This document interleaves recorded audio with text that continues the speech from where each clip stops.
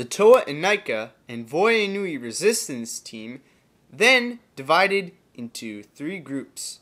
Nuparu was grouped up with Kongu, Garand, and Velika as they tried to infiltrate the Paraka stronghold. While in the stronghold, they defeated a Nektan. They then found a tablet that inscribed the names Vizak and Vizon. The 2 Toa were puzzled why those names were so similar.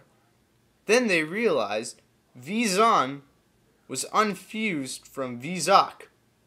The 2 Toa Inika were horrified when they saw the Kanoi Nuva of the Toa Nuva hanging in a room. They then assumed that the Toa Nuva had died. Once the 2 Matoran and Toa reached the crystal vat room where the anti-dermis was stored, they attacked the Paraka and their ally traitor Brutaka. The rest of the Toa Inika then bursted in, and the great battle of the Paraka stronghold began. Nuparu tried to throw a fist of earth at Zaktan, but Zaktan dispersed his protodytes, which made up his body, making him dodge the fist of earth. So Nuparu had an idea. He flew right through Zaktan, carrying his prototypes with him. Once Nuparu was out of the stronghold, he dropped Zaktan's prototypes into the water, making him unable to fight. However, Haken ended up cheating. By using a special Zamor, he absorbed most of Brutaka's power. Him and Thok absorbed the power, and they used it to defeat the Toa Inika and their fellow Paraka. Then they escaped to find the Mask of Life.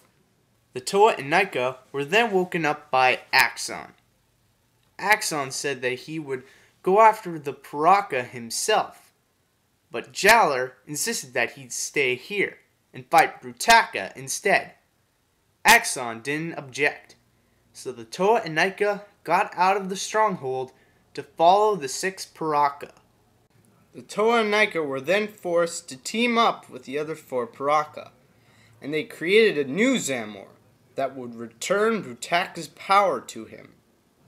Which may be a bad idea because Axon was fighting Brutaka at that moment. But soon the Toa Inika and Paraka were fighting again, and it was so intense that everyone, excluding Zaktan, was knocked unconscious. Once the Toa Inika woke up, they proceeded to the 777-step staircase. As they went up, they faced enemies they'd seen before on Mahri Nui. Once defeating them all, somehow they all morphed back into the Toa Nuva. And then they thought, oh, we should probably give up, right? Because we're just going to keep on hurting everyone else. But then they realized it was just an illusion and continued on with their journey. Once they reached the top of the 777th stairs, they entered the Chamber of Death. The great beings said they had to have someone sacrificed. Motoru stepped up right away and he died. But strangely, he was brought back to life. The great beings said that the prospect of death didn't make a difference at all. It was willing to die that did. That's why Motoru passed the test. The door opened and Motoru took the lead. Suddenly, a whole bunch of Protodax came and started attacking the Toa Inika. A strange being known as Umbra came and fled off all of the Protodax. But he wouldn't let the Toa Inika pass, because he didn't think they knew enough about the Inika in order for them to have it. So he fought them over it. Fighting against Umbra was really difficult for the Toa Inika, especially when he transformed into his light form. Motoru had to line up the walls of the chamber with ice in order to defeat them, but it was Nuparu who got it going. He flew Umbra right into the walls, causing him to ricochet off them, leaving him defeated. Once the Toa Inika reached the lava chamber gate, they saw that the Paraka had already created outposts. So Hyuki summoned a dastardly earthquake, which knocked the Paraka right off their feet. Kongu summoned a wind to try and disperse Zakdan's particles, but all he did was break down the lava chamber gate and cause rubble and stone to come crumbling down on the Toa Inika. When the Toa Inika woke up again, they reached the Chamber of Life, where they witnessed the Paraka fusion of Vizak and Raidak. Vizon then used the Spear of Fusion to unfuse them, leaving both the Paraka unconscious. The Toa Inika tried their best to fight Vizon and his faithful stern Fenrak the Spider, but their elemental power wasn't doing it enough, so they forced them into the lava. But the Fenrak transformed into an even more deadly Kardas dragon. Kongu then used his Kanoi Sulatu, the Mask of Telepathy, to read the thoughts of the Kanoi Inika, the Mask of Life. And he learned that it wanted Matoro instead of Vizon. Vizon then became enraged and tried to kill Matoro, but Jaller used a special Zamor to freeze Vizon and the Kardas dragon, long enough for Matoro to receive the mask. But the Kardas dragon knocked the Kanoi Inika out of Matoro's hands, causing it to drop into the pit, a dark place below Voinui. The Toa and Paraka quickly tried to retrieve the mask. Holly jumped right into the water to try and retrieve the mask, but she couldn't handle the water pressure, and she was saved by a Tamatoran, who pretty much sacrificed himself.